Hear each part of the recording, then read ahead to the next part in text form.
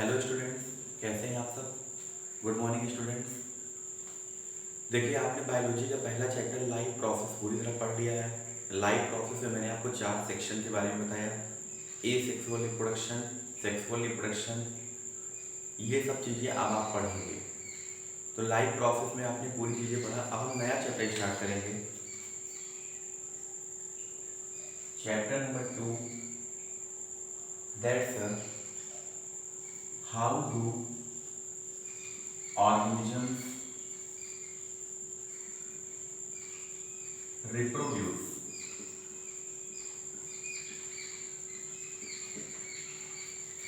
Actually में अगर ये देखा जाए तो चैप्टर ह्यूमन रिप्रोडक्शन से रिलेटेड चैप्टर्स हैं और आपके कोर्स का बहुत ही इंपॉर्टेंट चैप्टर है।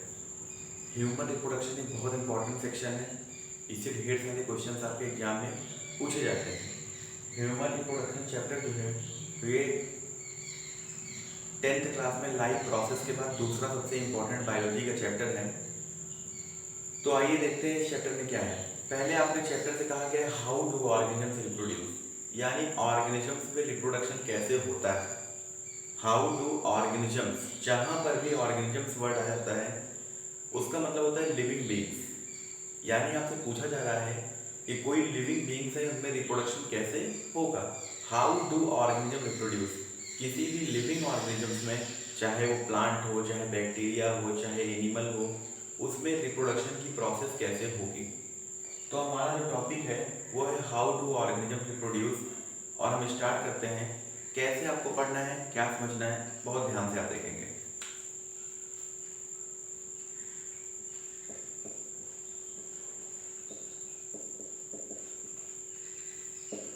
सबसे पहले बच्चों आपको ये चीज़ मालूम होना चाहिए कि रिप्रोडक्शन किसे कहते हैं। देखिए, आप अपने नेचर में जितने भी प्लांट देख पा रहे हैं, जितने भी एनिमल्स देखते हैं, जितने भी बैक्टीरिया देखते हैं, जितने भी वायरस देखते हैं, इन सब की जो नंबर बढ़ रही है, इन सब की जो पॉपुलेशन बढ़ रही है, इन सब की जो कम्युनिटी बढ़ रही है, ये सब और सब केवल एक वजह से हो रहा है, that is the reproduction. Reproduction ही वो प्रोसेस है जिसकी वजह से लिविंग ऑर्गेनिजम्स की पॉपुलेशन बढ़ती है। Reproduction is the capacity to produce offspring. The capacity to produce offspring is called reproduction. The capacity to produce offspring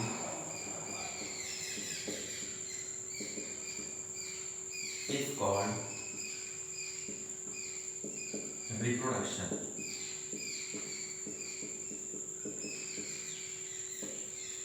अब देखिए बच्चों, यहाँ पे एक क्वेश्चन आ चुका है, ऑफ स्प्रिंग किसे कहते हैं। कोई भी प्लांट होता है उसकी शुरुआत कहाँ से होती है, सीड से होती है। कोई भी एनिमल होता है उसकी शुरुआत कहाँ से होती है, फीटस से होती है। सीड बने या फीटस बने, सारी चीजें जो हैं सब रिप्रोडक्शन का ही पार्ट कहलाती हैं। तो the capacity to produce offspring, यानी जो बेबी बनता है, जो ऑफ स्प्रिंग बनता है, जो सीड बनता है, इसका बनने का जो प्रोसेस होता है उसी को रिप्रोडक्शन कहते हैं। यानी जब कोई सीड बने या कोई फीटस बने या कोई नया ऑर्गेनिजम्स का जो फॉर्मेशन होता है, इसी को हम लोग रिप्रोडक्शन कहते हैं।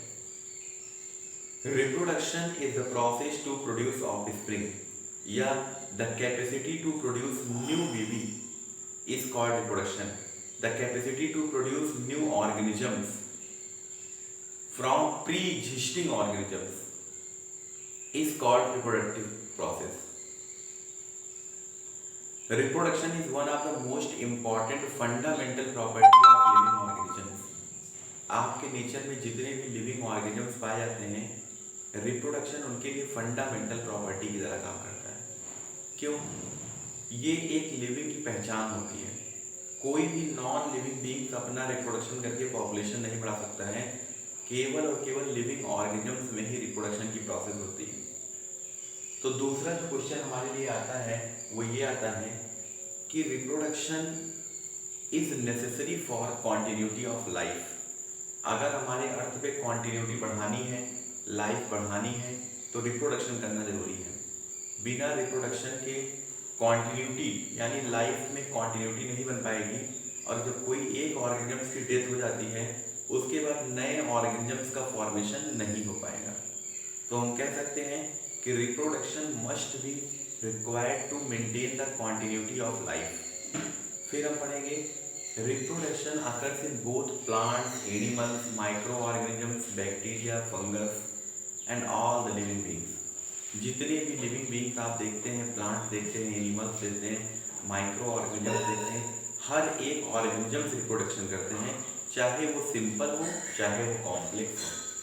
सिंपल हो या कॉम्प्लेक्स हो, बिना रिप्रोडक्शन के कोई ऑर्गेनिजम्स अपनी जनरेशन को आगे नहीं बढ़ा पाएगा।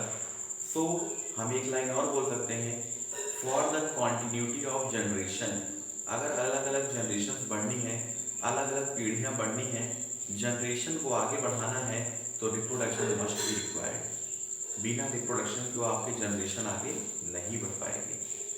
तो reproduction is the process to maintain the continuity of life. Reproduction is process to maintain the generation of life. Reproduction is required to maintain the species diversity of living organisms. Reproduction is required to produce the new offspring. Reproduction is required to maintain the continuity of different type of life forms on earth.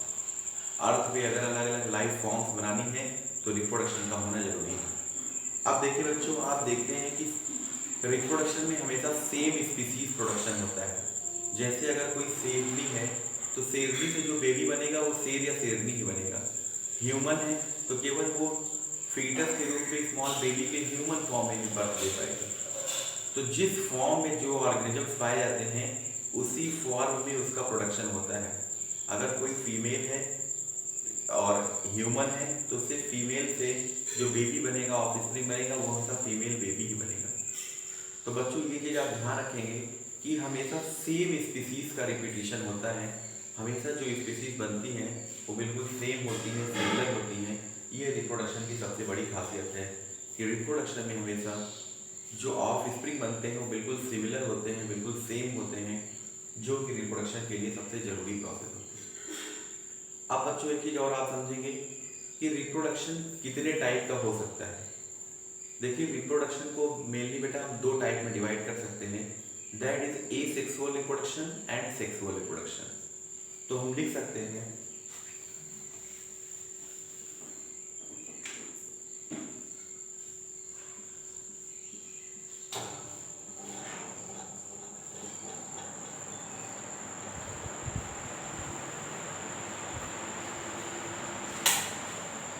पहला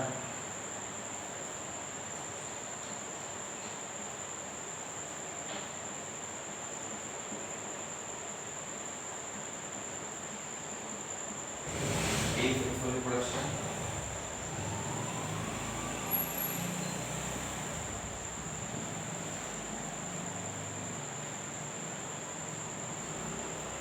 और दूसरा sexual reproduction. देखिए students, पूरे reproduction की process को हम दो part में डिवाइड कर सकते हैं। पहला होता है एसेक्सुअल रिप्रोडक्शन और दूसरा सेक्सुअल रिप्रोडक्शन। एसेक्सुअल का मतलब होता है कि इसमें दो ऑर्गेनिजम्स के बीच में सेक्सुअल कांटेक्ट नहीं होना चाहिए। एसेक्सुअल का मतलब है दो ऑर्गेनिजम्स के बीच में सेक्सुअल कांटेक्ट नहीं होना चाहिए। केवल और केवल दो ऑर्गेनिजम्स एक दूसरे से बिल्कुल मैच नहीं करेंगे, बिल्कुल मिलेंगे नहीं। इसमें कोई एक बॉडी भी डिवाइड करके नए ऑफस्प्रिंग बना देगा, केवल एक बॉडी से। When the offspring is produced from single organisms, जब किसी सिंगल ऑर्गेनिज्म से पूरी जनरेशन आगे बढ़ रही हो, जैसे amoeba, Euglena, paramecium, algae, fungus, ये सब सेक्सुअल रिप्रोडक्शन के बिना ही अपनी पॉपुलेशन को लगातार बढ़ा देते हैं, बार बार डिवाइड होते हैं और अपनी संख्या लगातार बढ़ा देते हैं। ऐसे रिप्रोडक्शन को हम एसेक्सुअल कहते हैं। इनमें किसी भी तरह के गैमीट का फॉर्मेशन नहीं होता। गैमीट का मतलब होता है सेक्स सेल्स का फॉर्मेशन नहीं होता है, ना तो स्पर्म बनता है ना तो ओवा बनता है। इसमें किसी भी तरह के सेक्स सेल्स का फॉर्मेशन नहीं होता है, ना तो गैमीट का फॉर्मेशन होता है। इसमें दो इंडिविजुअल्स की ज़रूरत भी नहीं पड़ती है, केवल एक बॉडी से ही पूरे ऑफस्प्रिंग बार बार डिवाइड करके बन जाते हैं। और सेक्सुअल रिप्रोडक्शन बिल्कुल इसका अपोजिट है। इसमें मेल और फीमेल दो तरह के सेल्स की जरूरत पड़ती है। Male sex cell and female sex cell. जब मेल सेक्स सेल और फीमेल सेक्स सेल एक दूसरे से कंबाइन होते हैं, उनका फर्टिलाइजेशन होता है, तब जाके नए ऑफस्प्रिंग का प्रोडक्शन होता है, जिसे सेक्सुअल रिप्रोडक्शन कहते हैं। सेक्सुअल रिप्रोडक्शन में मेल और फीमेल दोनों का होना जरूरी है। याद रखेंगे, sexual reproduction is the process in which male and female must be required.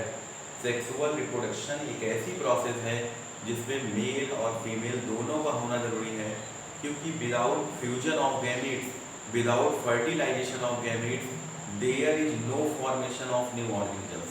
इसमें नए ऑर्गेनिजम्स का फॉर्मेशन नहीं होगा। तो बच्चों हम लोग इसको ऐसे भी लिख सकते हैं कि asexual reproduction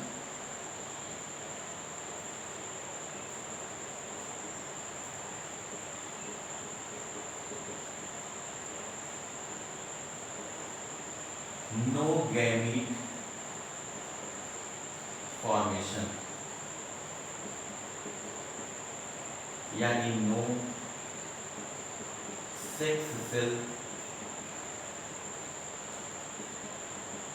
formation, no variation,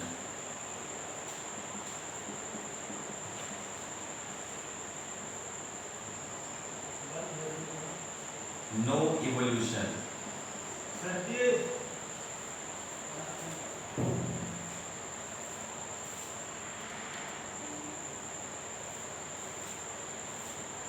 देखिए बच्चों, एसेक्सुअल रिप्रोडक्शन में नो गैमीट फॉर्मेशन या no sex cell formation, no variation and no evolution. ना तो इसमें बेटा एसेक्सुअल रिप्रोडक्शन में नए गैमीट्स का फॉर्मेशन होता है और ना ही वेरिएशन होता है। आपको मालूम होगा कि जब कोई सिंगल बॉडी हो और उसमें मेल और फीमेल का कोई फ्यूजन ना हो, तो आपको कभी वहाँ पर वेरिएशन देखने को नहीं मिलेगा, और जब वेरिएशन नहीं होगा तो वहाँ पर इवोल्यूशन भी नहीं होगा, और अगर इवोल्यूशन नहीं होगा तो आप कह सकते हैं नो स्पीसीएशन।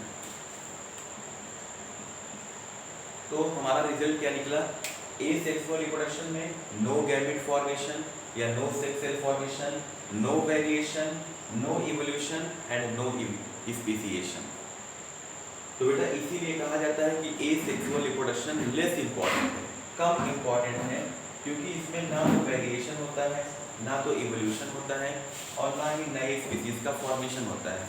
लेकिन बेटा अगर हम बात करें सेक्सुअल रिप्रोडक्शन की, तो आपको मालूम है सेक्सुअल में दो पेरेंट्स यानी टू पेरेंट्स की रिक्वायरमेंट होती है। एक मेल बॉडी बनाती है और दूसरी फीमेल बॉडी, जबकि इसमें एसेक्सुअल में केवल सिंगल पेरेंट्स की रिक्वायरमेंट होती है। तो सेक्सुअल में टू पेरेंट्स की रिक्वायरमेंट है। जब दो पेरेंट्स आपस में मिलते हैं तो यहाँ पर वेरिएशन होता है।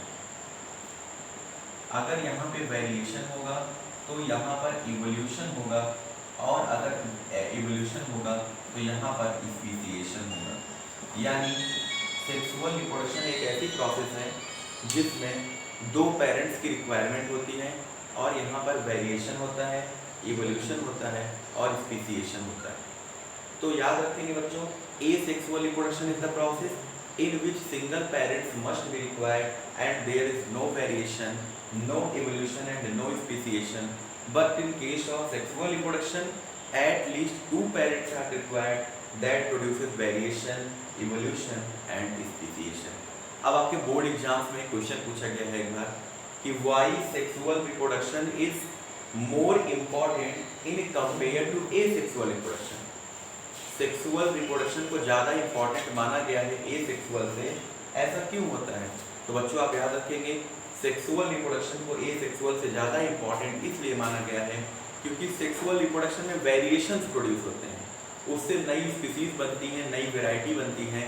नया इवोल्यूशन का मतलब है धीरे धीरे जनरेशन्स में इम्प्रूवमेंट होता है, नए स्पीसीज बनते हैं। बट एसेक्सुअल रिप्रोडक्शन में केवल सिंगल पेरेंट्स होते हैं और इसलिए इसमें किसी भी नए स्पीसीज का फॉर्मेशन नहीं होता है। तो याद रखेंगे दो तरह का रिप्रोडक्शन आपको पढ़ना है, asexual reproduction and sexual reproduction. तो बेटा अब हम लोग पहला पढ़ेंगे एसेक्सुअल रिप्रोडक्शन किसे कहते हैं। तो मैं हेडिंग डालता हूँ, पहला पॉइंट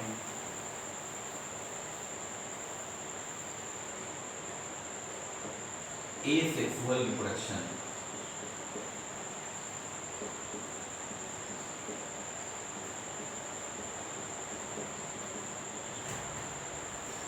देखिए अगर हम बेटा बात करेंगे एसेक्सुअल रिप्रोडक्शन की, तो asexual reproduction is the process in which single parents are required. Asexual एक ऐसी प्रोसेस है जिसमें सिंगल पेरेंट्स चाहिए, देयर इज नो वेरिएशन, इनमें कोई वेरिएशन नहीं होता है।